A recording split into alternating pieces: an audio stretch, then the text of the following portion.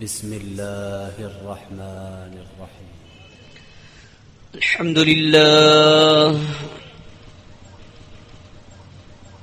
سبحان الله وبحمده سبحان الله العظيم.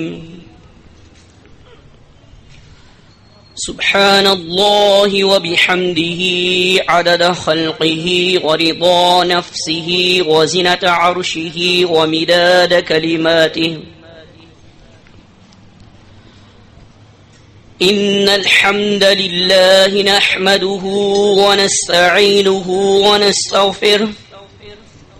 من يهده الله فلا مضل له ومن يضلله فلا هادي له.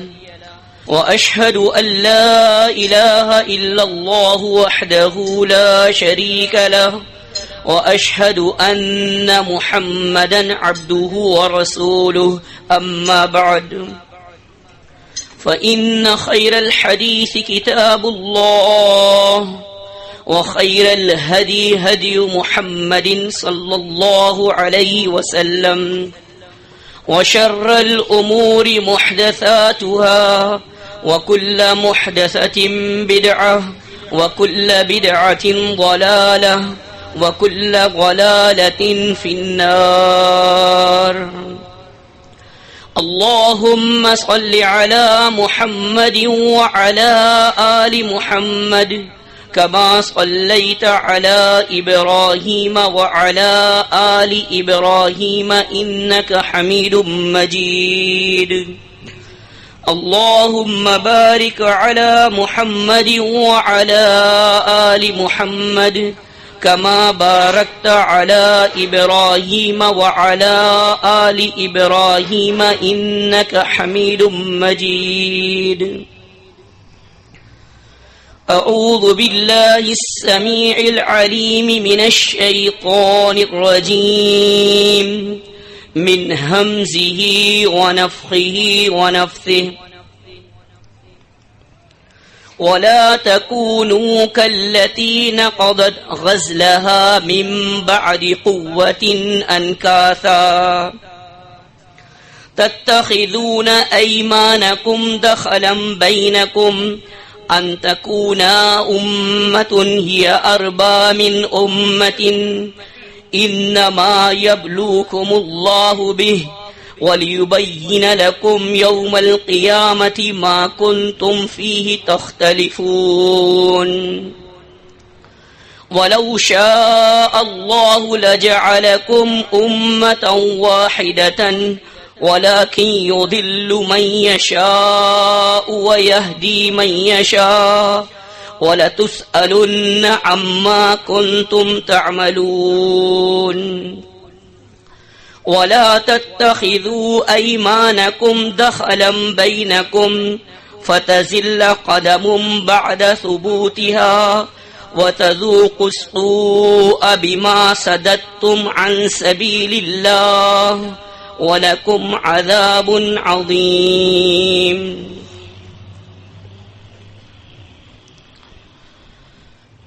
اللہ رب العالمین کہ کلام ذیشان، کلام بابرکت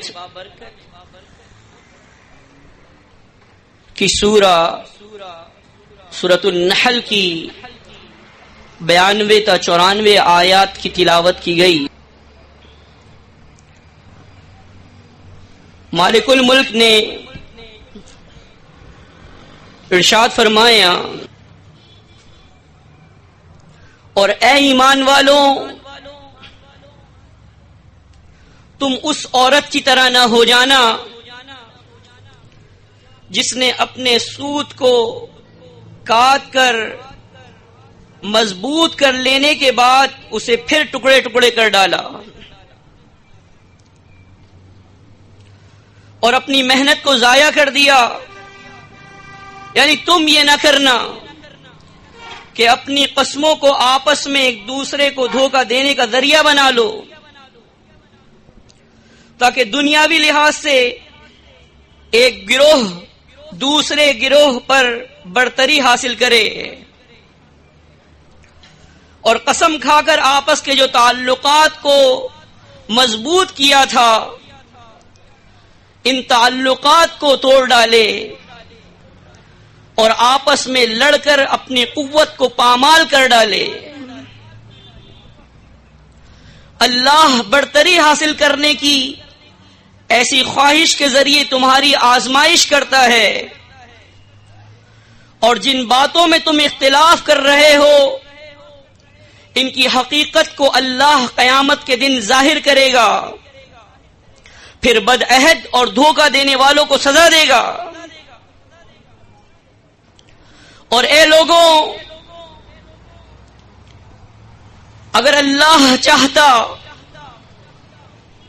تو تم سب کو ایک جماعت بنا دیتا، لیکن وہ جس کو چاہتا ہے اپنے مقررہ قوانین کی بنیاد پر گمراہ کرتا ہے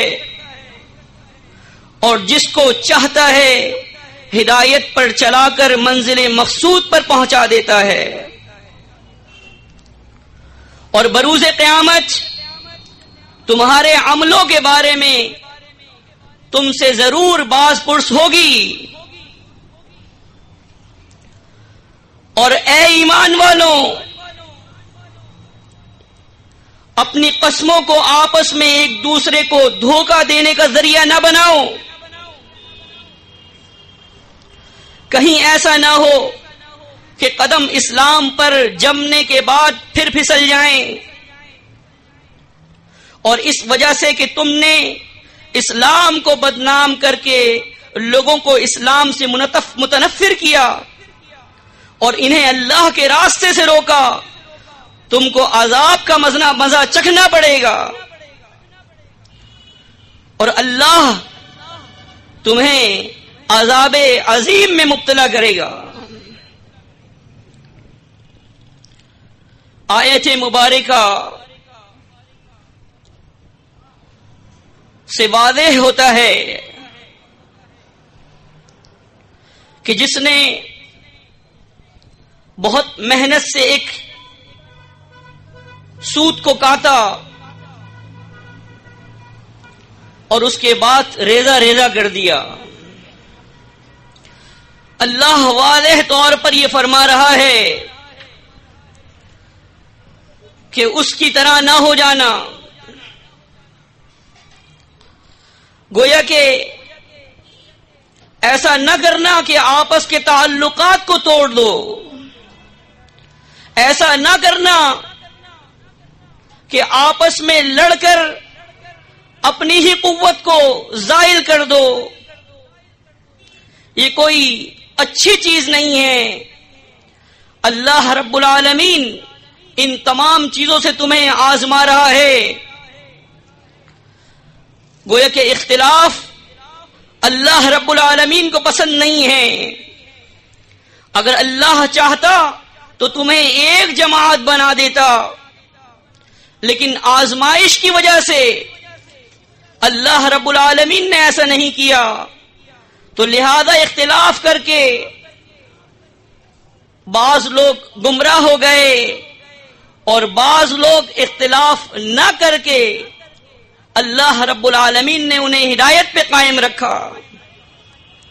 تو اے ایمان والوں، کہیں ایسا نہ ہو کہ تمہارے قدم ڈگمگا جائیں ایسے لوگوں کی وجہ سے کہ جو دھوکہ دینے کے لیے جھوٹی قسمیں کھاتے ہیں. یہ وہ لوگ ہیں کہ جو اسلام سے لوگوں کو متنفر کرتے ہیں، ایسے لوگ کہ جو اللہ کے راستے سے روکتے ہیں. ایسے لوگوں کے لیے اللہ نے دردناک عذاب تیار کر کے رکھا ہے. ایسے لوگوں کے لیے بہت بڑا عذاب ہے. اللہ رب العالمین نے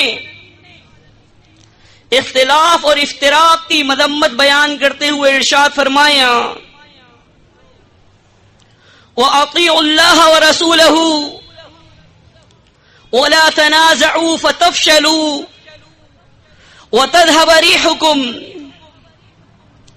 وَاصْبِرُوا إِنَّ اللَّهَ مَعَ الصَّابِرِينَ. اللہ کی اطاعت کرو اور اس کے رسول صلی اللہ علیہ وسلم کی اطاعت کرو. اور اے ایمان والوں، آپس میں تنازع نہ کرنا. اگر تم نے آپس میں تنازع کیا تو تم بزدل ہو جاؤ گے اور تمہارے پائے استقامت ڈگمگا جائیں گے، تمہاری ہوا اکھڑ جائے گی.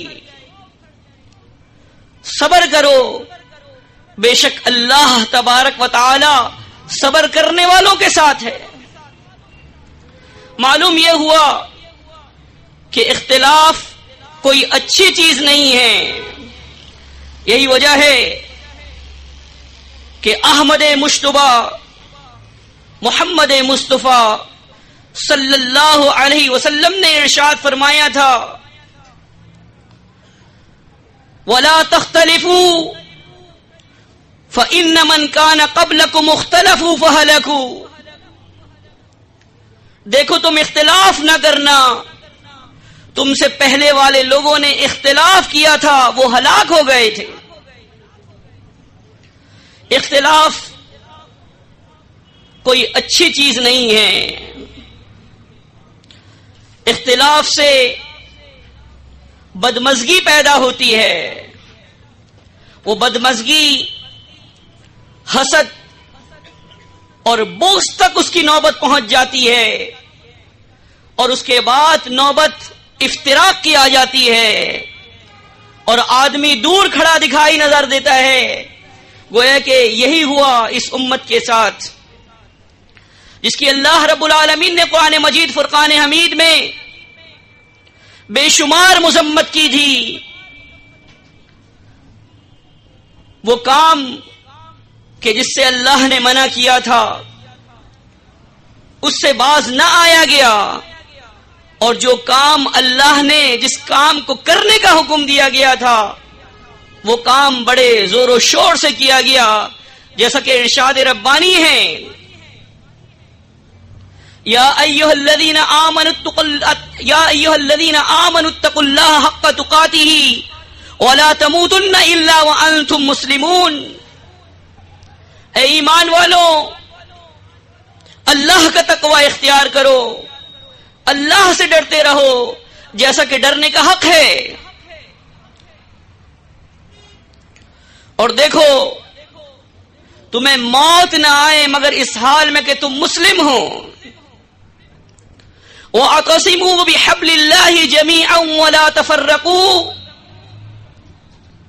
اللہ کی حبل کو، اللہ کی رسی کو سب مل کر جماعت بن کر مضبوطی سے تھامے رہنا اور فرقے فرقے نہ ہو جانا. آج جو صورتحال ہم دیکھتے ہیں امت کئی گروہوں میں منقسم ہو گئی ہے، کئی فرقوں میں بٹ گئی ہے، اور اس قدر اس انسانیت کی تقسیم کی گئی کہ اس کو کہیں رنگ و نسل کی بنیاد کے اوپر بانٹا گیا، کہیں سیاست کی بنیاد کے اوپر بانٹا گیا، کہیں وطن کی بنیاد کے اوپر بانٹا گیا، کہیں صوبے کی بنیاد کے اوپر بانٹا گیا. اور افسوس تو ان مولویوں پر ہوتا ہے جنہوں نے مذہب و مسلک مکتبہ فکر کی بنیاد کے اوپر بھی لوگوں کو تقسیم کیا، جبکہ اللہ کے دین اس چیز کی اجازت نہیں دیتا. اللہ کے رسول صلی اللہ علیہ وسلم نے بھی یہی الفاظ فرمائے تھے، صحیح مسلم میں ہیں، وَأَن تَعْتَصِمُوا بِحَبْلِ اللَّهِ جَمِيعًا وَلَا تَفَرَّقُوا، کہ تم اللہ کی رسی کو جماعت بن کر مضبوطی سے تھامے رہنا اور فرقہ فرقہ نہ ہو جانا. اسلام کے جب ہم بنیادی چیزوں کو دیکھتے ہیں تو صحیح بخاری میں ہے، اللہ کے رسول صلی اللہ علیہ وسلم ارشاد فرماتے ہیں، بنی الاسلام علی خمس، شہادت ان لا الہ الا اللہ وان محمد الرسول اللہ۔ اسلام کی بنیاد 5 چیزوں پر استوار کی گئی ہے۔ اس بات کی گواہی دینا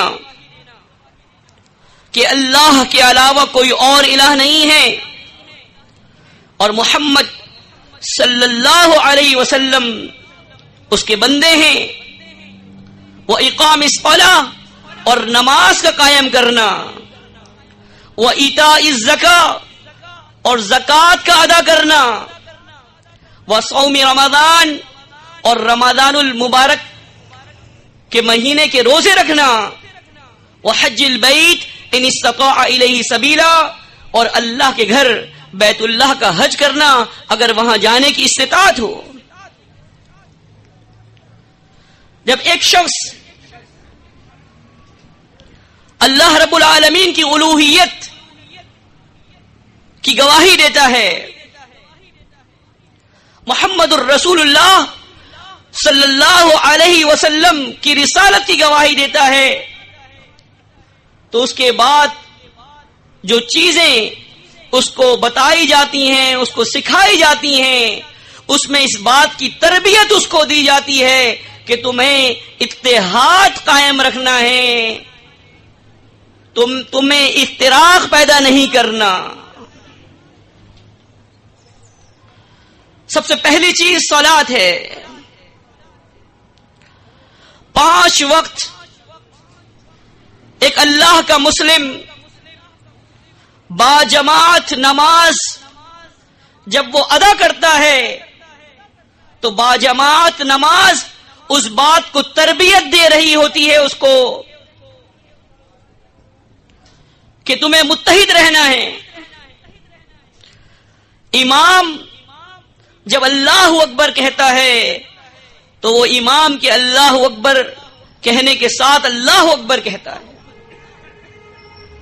جب امام رکوع کرتا ہے تو وہ رکوع کرتا ہے، جب امام سجدہ کرتا ہے تو وہ سجدہ کرتا ہے۔ اگر کوئی شخص صف میں آ کر کھڑا ہو جائے اور وہ رکوع اور سجود امام کے ساتھ ادا نہ کرے تو یہ کہا جاتا ہے کہ یہ جماعت میں شریک نہیں ہے۔ معلوم یہ ہوا کہ نماز جو ہے وہ اتحاد کا درس دیتی ہے، اتحاد کا سبق دیتی ہے۔ اس کے بعد زکوٰۃ کا معاملہ ہے۔ ایک آدمی کو یہ اجازت نہیں ہے، ایک مسلم کو، کہ وہ اپنی مرضی سے زکوٰۃ خرچ کر دے، بلکہ وہ زکوٰۃ اسلامی بیت المال میں امیر کے پاس جمع کراتا ہے۔ یہ اس بات کا واضح ثبوت ہے کہ اہل اسلام میں اتحاد ہے، ان میں یکجہتی ہے، ان میں یگانگت ہے۔ بالکل اسی طرح معاملہ رمضان المبارک کا ہے کہ اللہ نے اہل ایمان پر 1 سال میں 1 ماہ کے روزوں کو فرض کر دیا۔ اب اگر کوئی شخص یہ کہے کہ میں رمضان المبارک میں روزے نہیں رکھوں گا بلکہ سال کے کسی اور مہینے میں روزے رکھ لوں گا، تو ذرا سوچئے کیا اس کے روزے قابل قبول ہوں گے؟ یقیناً نہیں ہوں گے۔ تو یہ رمضان المبارک کے روزے ایک ساتھ سحر کرنا، ایک ساتھ افطار کرنا، ایک مسلم کو یہ سکھاتے ہیں کہ ہم متحد ہیں، یہ اتحاد کی علامت ہے۔ ایک مہینے میں روزے رکھنا ایک ساتھ اتحاد کی علامت ہے۔ بالکل اسی طرح اللہ کے گھر کا حج کرنے کا معاملہ ہے.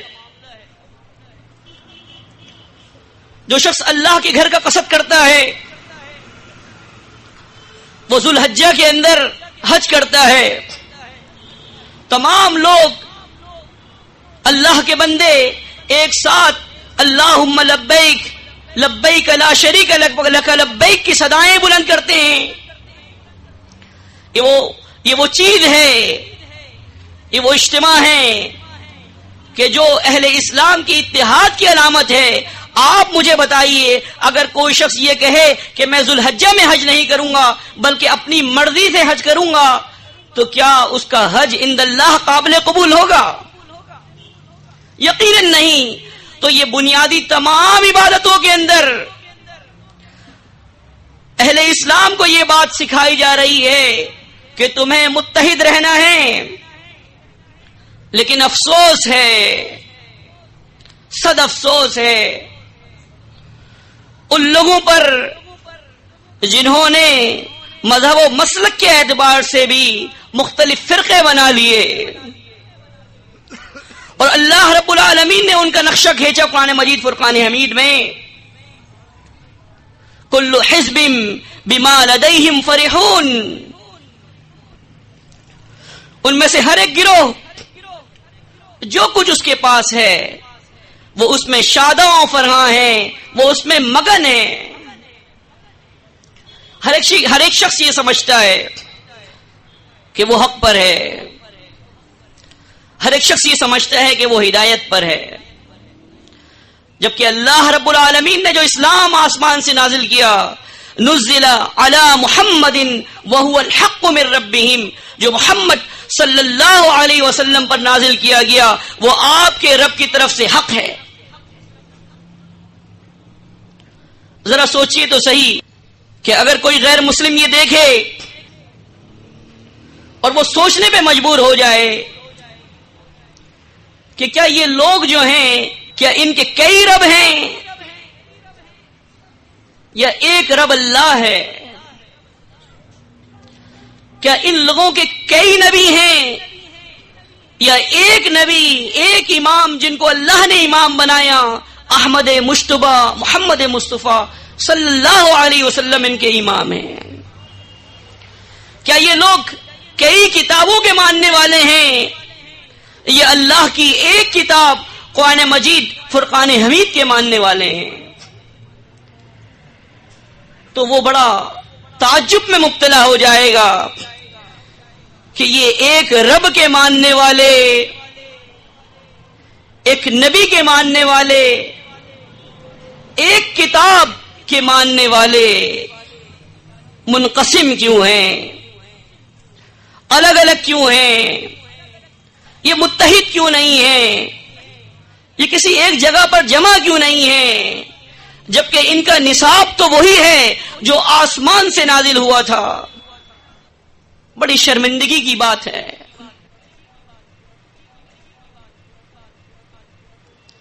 اللہ کے نبی صلی اللہ علیہ وسلم کی زبان اقدس سے جو بات نکلتی تھی، وما ينطق عن الهوى ان هو الا وحی یوحی،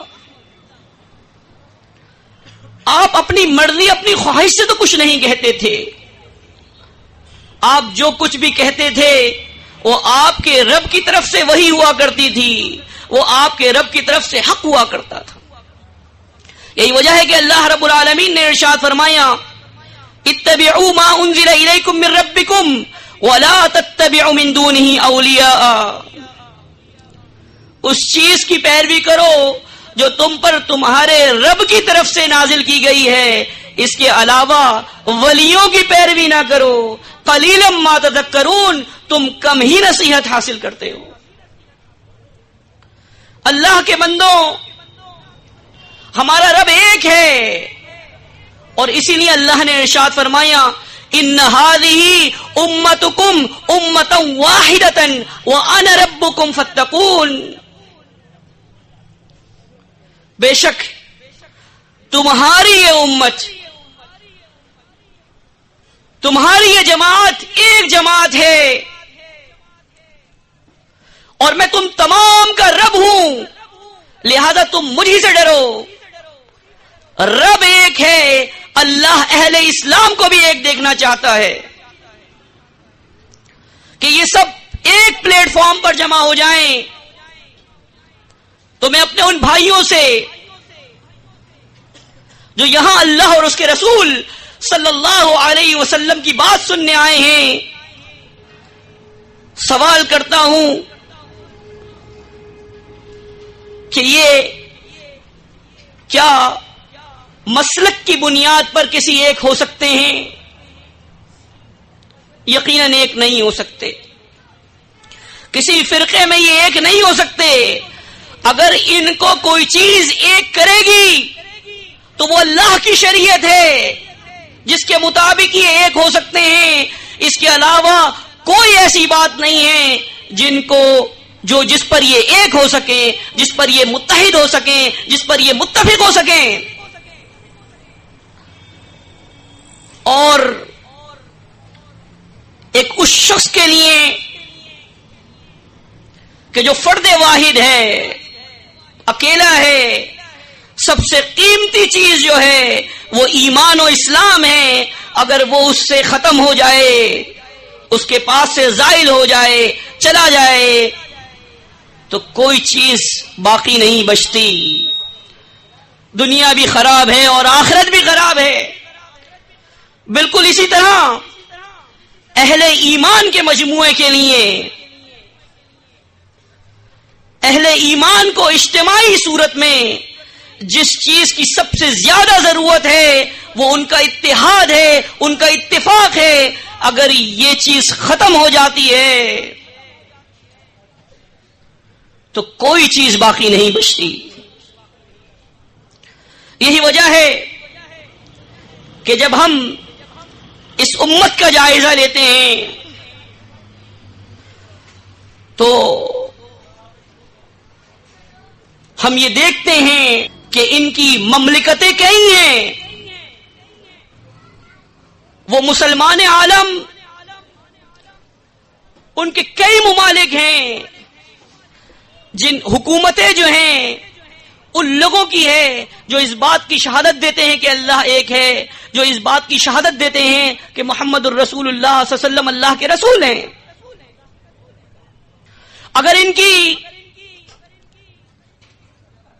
دفاعی صلاحیتوں کا اندازہ کیا جائے اور انہیں مجتمع کر لیا جائے، ایک جگہ کم کر لیا جائے، تو دنیا کی کوئی طاقت ایسی نہیں ہے جو ان کا مقابلہ کر سکے۔ اگر ان کی تعداد کو دیکھا جائے تو ان کی تعداد بھی ایسی ہے کہ جس کا مقابلہ کرنے والا کوئی نہیں ہے، لیکن اس کے باوجود بھی ضربت علیہم الذلۃ والمسکنہ، جو اللہ نے یہود و نصارہ کے بارے میں فرمایا تھا اس کے مصداق بنے ہوئے ہیں۔ ذلت اور رسوائی بھی انتہا کی ہے۔ اس کی وجہ یہ ہے کہ یہ لوگ بٹ گئے ہیں۔ اب ٹوٹے ہوئے لوگوں کو ایک کیسے کیا جائے، بکھرے ہوئے لوگوں کو کیسے سمیٹا جائے، اس کی تعلیم ہمیں محمد الرسول اللہ صلی اللہ علیہ وسلم نے دی، اور آپ نے خطاب کیا اہل کتاب کو، اور اللہ رب العالمین نے قرآن مجید فرقان حمید میں بیان کیا، قل یا اہل الکتاب تعالوا الى کلمۃ سواء بیننا وبینکم، اے اہل کتاب ایک ایسی بات کی طرف آؤ جو ہم میں اور تم میں مشترک ہے، یکساں ہے۔ اللہ نعبد الا اللہ، یہ کہ ہم اللہ کے علاوہ کسی اور کی عبادت نہ کریں، کسی اور کی بندگی نہ کریں، ولا نشرک بہ شیئا، اور ہم اس کے ساتھ ذرہ برابر بھی شرک نہ کریں۔ ولا يتخذ بعضنا بعضا اربابا من دون اللہ، اور ہمارا بعض کو اللہ کے علاوہ رب نہ بنائیں. فَإِن تَوَلَّوْا فَقُولُوا اشْهَدُوا بِأَنَّا مُسْلِمُونَ. اگر یہ اہل کتاب اس دعوت سے روگردانی کریں، منہ موڑیں، تو تم گواہ رہنا، ان سے یہ کہہ دینا فقولوا اشہدوا کہ تم گواہ رہنا کہ ہم مسلم ہیں. تو جب اختلاف کو ختم کرنا ہے، افتراق کو ختم کرنا ہے، بکھرے ہوئے کو سمیٹنا ہے، تو اس کے لیے اصول جو دیا اللہ رب العالمین نے کہ ہم اللہ اکیلے کی عبادت کریں، اس کے ساتھ کسی کو شریک نہ کریں، اس لیے کہ حاکم حقیقی وہی ہے. اگر ایک شخص یہ کہے کہ میں اللہ کا بندہ ہوں، بات یہاں سے شروع نہیں ہوتی. بات یہاں پر بس یہ کوئی ایسا جملہ نہیں ہے، یہ بہت قیمتی جملہ ہے. اگر ہم غور کریں کہ اگر کوئی شخص یہ کہے کہ میں اللہ کا بندہ ہوں، اگر اس کے مقابلے میں کوئی یہ کہتا ہے کہ میں ڈاکٹر ہوں، میں انجینئر ہوں، میں کسان ہوں، میں تاجر ہوں، اس کے پیچھے محنت ہے. اگر اس نے کہا کہ میں کسان ہوں تو زمین کو ہموار کرنے سے لے کر فصل کے کاٹنے تک محنت ہے اس کی. اگر کوئی شخص یہ کہتا ہے کہ میں ڈاکٹر ہوں تو اس کا ایک تعلیمی محنت ہے، جس کے بعد اس نے یہ کہا کہ میں ڈاکٹر ہوں. لیکن جب کسی شخص نے یہ کہا کہ میں اللہ کا بندہ ہوں، اور اس الفاظ کے پیچھے کوئی وزن نہ ہو، ان کی کوئی قیمت نہ ہو، اس کی کوئی محنت نہ ہو، تو کیا یہ الفاظ محض الفاظ ہیں؟ بات یہ ہے کہ ہم نے یہ کہا ہمارا رب اللہ ہے، لیکن ہم نے وہ قدر نہیں کی کہ جو قدر کرنی چاہیے تھی. ہم نے سوچا نہیں کہ یہ اسلام کی تعلیمات تو ایک کرتی ہیں، جدا نہیں کرتی. تو اگر ہمیں دوبارہ مجتمع ہونا ہے تو محنت کرنی ہوگی اس بات کی کہ قربانی دینی ہوگی اپنی خواہشات کی، قربانی دینی ہوگی رنگ و نسل کی، قربانی دینی ہوگی وطن پرستی کی، صوبہ پرستی کی، قربانی دینی ہوگی مسلک و مذہب کی، اور ان فرقوں سے نکل کر صرف اللہ کے دین پر عمل کریں جو اللہ نے آسمان سے نازل کیا تھا. اور کسی کو رب نہ بنائیں.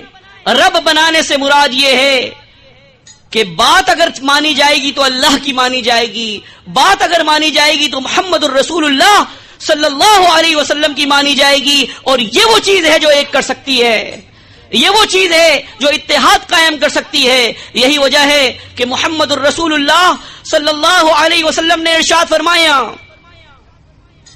یا ایھا الناس انی قد ترکت فیکم ما ان اعتصمتم به فلن تضلوا ابدا، کتاب اللہ و سنت نبیہ. اے لوگوں، میں تم میں دو چیزیں ایسی چھوڑے جا رہا ہوں، اگر تم نے ان دو چیزوں کو مضبوطی سے تھامے رکھا کبھی بھی گمراہ نہیں ہوگے، کبھی بھی راہ نہیں بھٹکو گے. وہ کون سی دو چیزیں ہیں؟ کتاب اللہ، اللہ تعالی کی کتاب، و سنت نبی ہی، اور اس کے نبی کا طریقہ. ہم دیکھیں کتاب اللہ ہمیں کس بات کی دعوت دے رہی ہے، کس چیز کی طرف بلا رہی ہے. اللہ رب العالمین نے ارشاد فرمایا، ومن احسن قولا ممن دعا الى اللہ وعمل صالحا وقال اننی من المسلمین. قول کے لحاظ سے، بات کے لحاظ سے اس سے بہتر کون ہوگا کہ جو اللہ کا داعی ہو، اللہ کی طرف بلانے والا ہو، اور نیک عمل کرے، اور یہ کہے کہ میں مسلمین سے وابستہ ہوں، میرا تعلق مسلمین سے ہے، کسی مسلک یا مذہب سے نہیں ہے، میں صرف اللہ کا مسلم ہوں، یہ وہ چیز ہے جو مجتمع کرے گی۔ اگر آپ کسی بھی چیز کا انکار کر دیں، کسی بھی مسلک کا انکار کر دیں، کسی بھی مذہب کا انکار کر دیں، کسی بھی فرقے کا انکار کر دیں کہ میرا تعلق اس سے نہیں ہے، تو کافر نہیں ہوں گے۔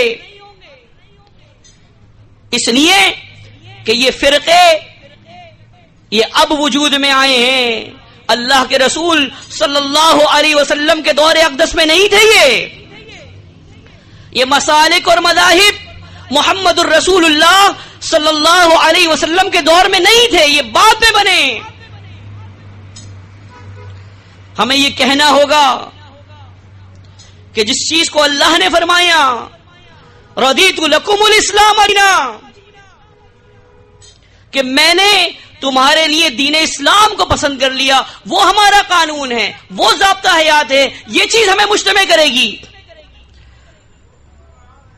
اور جس چیز کو اللہ نے پسند کیا اس کے بندے صبح و شام یہ کہتے ہیں رضیت باللہ ربا وبالاسلام دینا وبمحمد نبیا، میں اللہ کے رب ہونے سے راضی ہو گیا، میں اسلام کے دین ہونے سے راضی ہو گیا، اور محمد صلی اللہ علیہ وسلم کے رسول ہونے سے راضی ہو گیا۔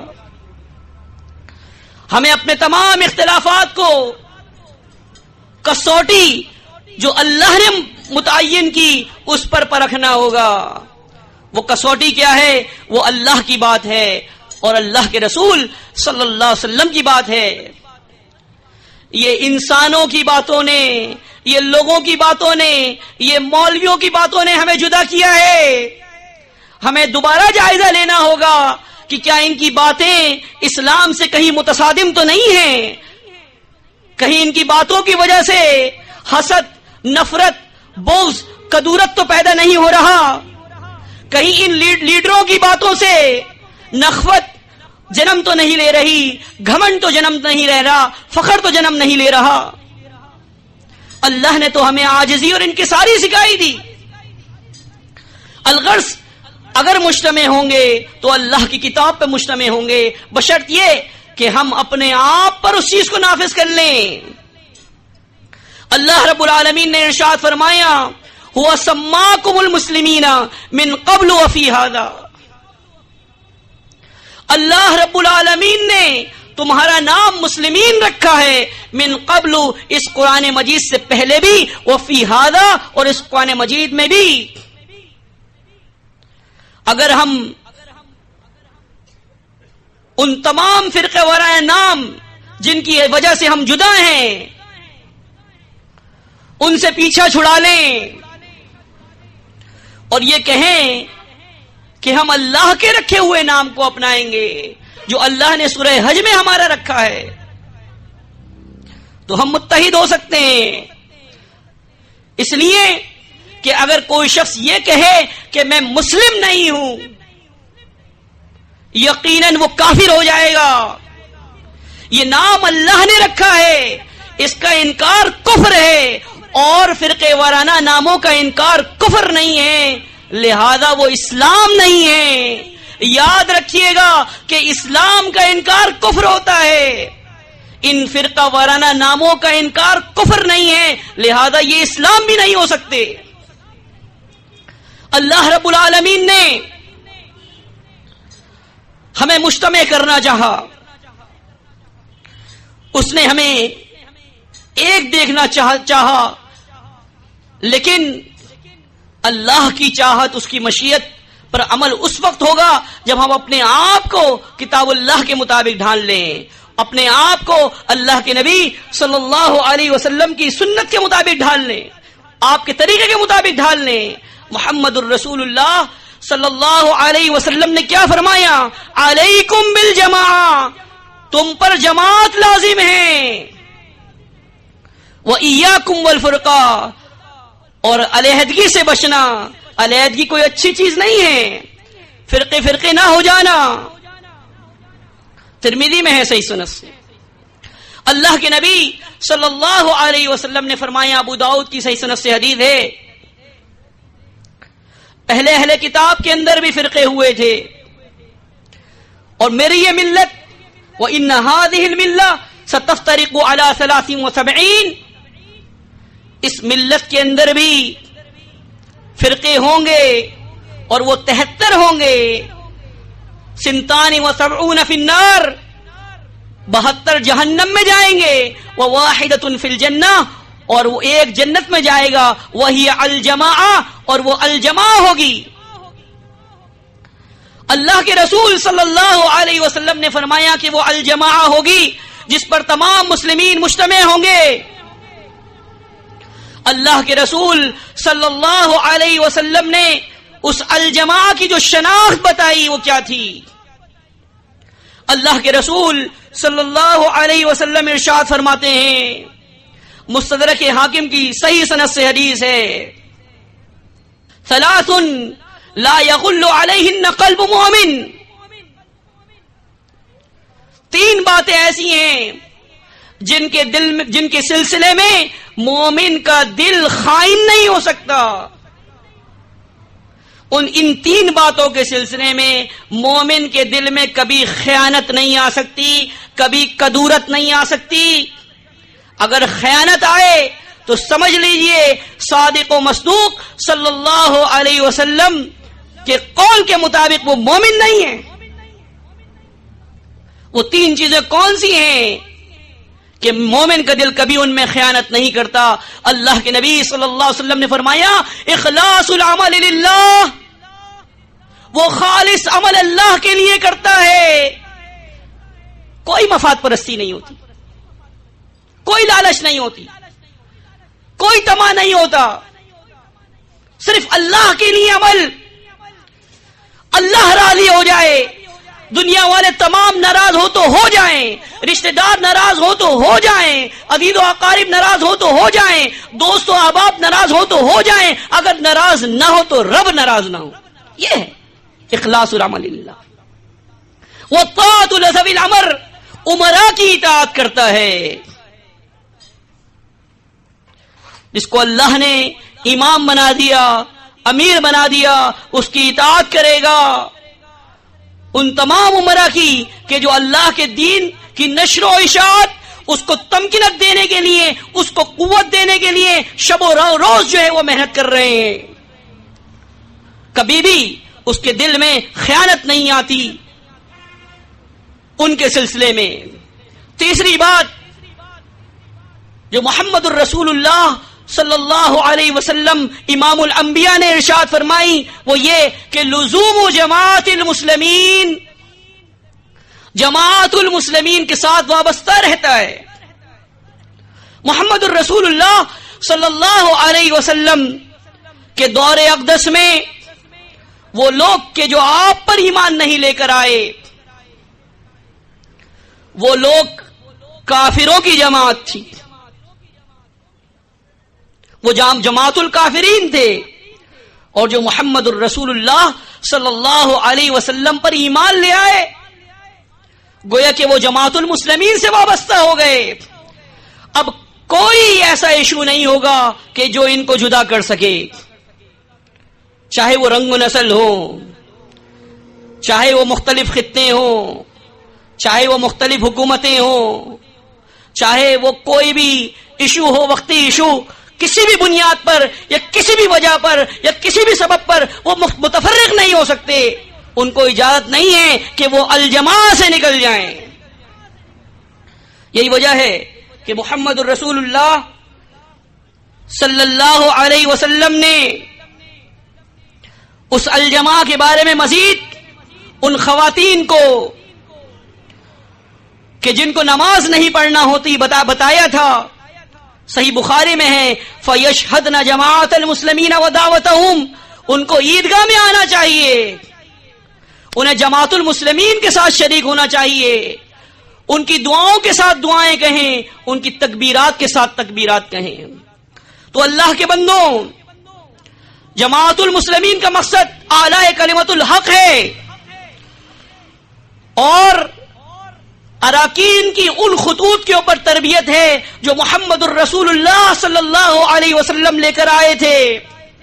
تو آئیے ہم ہری پور میں آئے ہی اسی لیے ہیں کہ آپ اس قافلے میں شامل ہو جائیے, اس الجماع میں شامل ہو جائیے, جس کا مقصد محض یہ ہے کہ اللہ راضی ہو جائے. اس لیے کہ اگر انسانیت کی تقسیم ہوگی تو صرف دو تقسیمات ہو سکتی ہیں, وہ یہ کہ اللہ کا کے ماننے والے اور اللہ کا انکار کرنے والے, اللہ اور اس کے رسول پر ایمان لانے والے اور اللہ اور اس کے رسول کا انکار کرنے والے. اس کے علاوہ ہم تمام تقسیمات کو کلعدم قرار دیتے ہیں, اور یہی وجہ ہے کہ جماعت المسلمین کے اندر جو شخص شامل ہے وہ صرف اللہ کا بندہ ہے, اور وہ صرف اللہ اور اس کے رسول صلی اللہ علیہ وسلم کے فرامین کو اپنا قانون, اپنا ضابطہ حیات بنایا ہوا ہے. اللہ رب العالمین ہمیں عمل کی توفیق عطا فرمائے. اقول قولی ھذا لی ولکم استغفر اللہ.